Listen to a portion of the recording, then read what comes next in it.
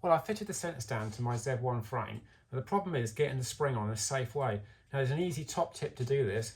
Get the spring, put it in your vise, bend it round and stick some washers in here like that. And then bend it back and stick some washers in the other side like that. And what you do, you repeat this process with several washers. And what this is doing is actually extending the spring in length, which allows you to put it straight onto the bike. See how we've actually stretched the spring? Here. So I do that another 2 times and that spring will go straight onto the bike. Put the centre stand down, the washers fall out, everything's safe, no one's lost their fingers. Well, here we go. The centre stand's fitted to the frame, as you can see. There's my spring with all its washers, and I had to put 8 washers in this one. So now, put this up into there like that.